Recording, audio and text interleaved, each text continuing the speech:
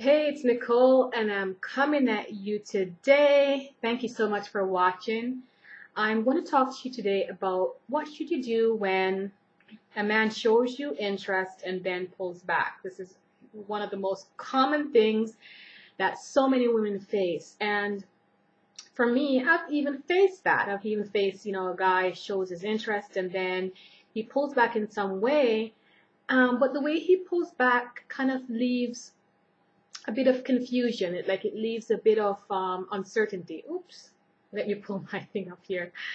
It leaves a bit of uncertainty. It leaves a bit of, you're not sure because he seemed like he was so interested in you, and then he ends up kind of leaving you in a state of confusion.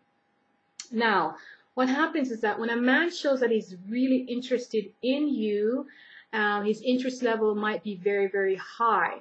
But then when you are left in a state of confusion, it means that his interest level has declined or it is low.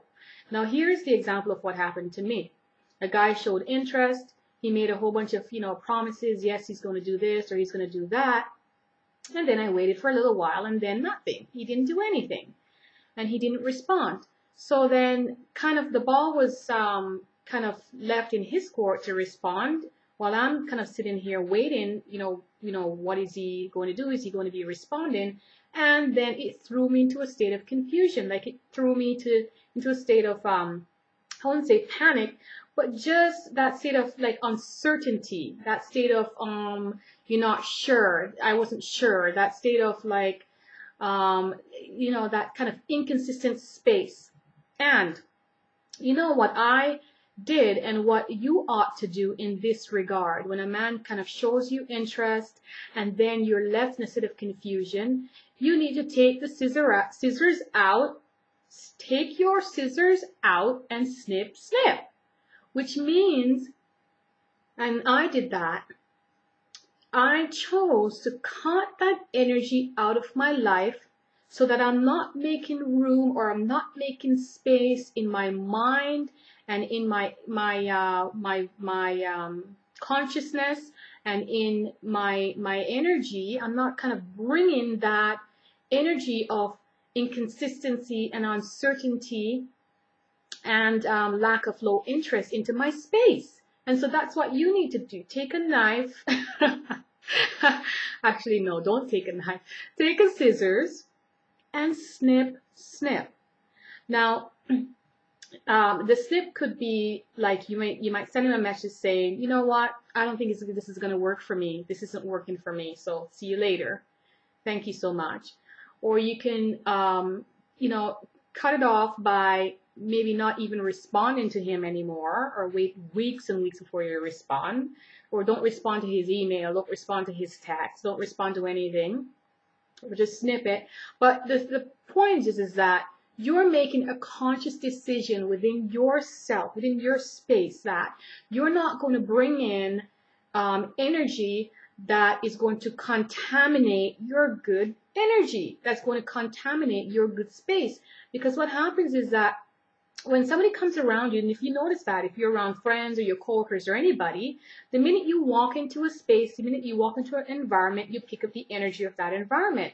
And if you're not conscious, you actually become the energy of that environment. You become, if the person is in a shitty, grumpy, pissed off mood, it makes you want to feel miserable, shitty, grumpy, and pissed off.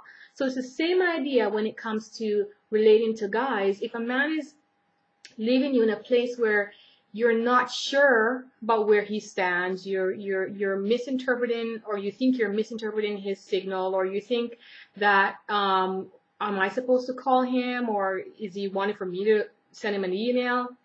If you are left in that space, you are actually taking on, or you're embodying, or you're bringing into your space and into your energy, you're bringing this kind of uncertain, inconsistent, low interest type energy into your space. And that's not what you want, because if you keep that, like if you keep that thing in your space, like if you keep it right here, and if you keep it in your space, in your mind, if you bring it into your space, and if you keep it into your space, you're gonna get more of that garbage, more of that crap. And I know that's not what you want.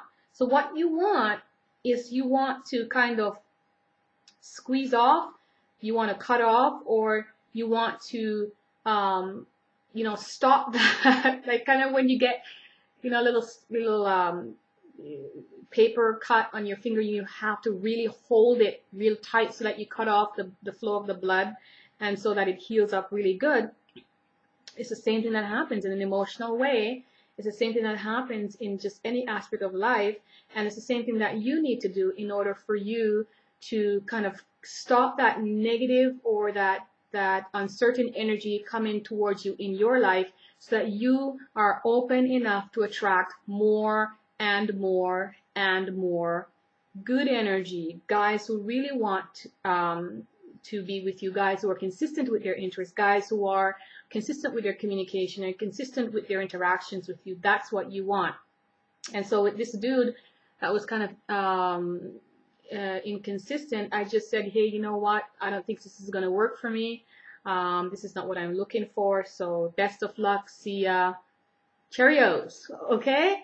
So I didn't say it with any type of bitter. I wasn't bitter. I wasn't like angry. I just kind of knew within myself that I did not want to invite that energy, and I no longer wanted that thing to take up any more room in my mind. And therefore I had to make a decision to surrender to my pleasure and surrender to who I am and what I'm about, instead of surrendering to conflict, uncertainty, on not being sure, not knowing, that whole idea of the unknown. I had to surrender to me.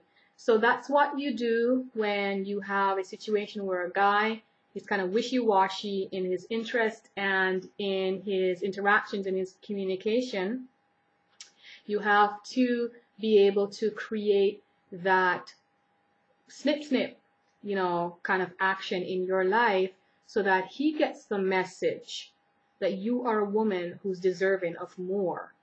And thank you so much for watching, and I will talk to you real soon. Send me your comments. I'd love to hear from you. Okay, bye.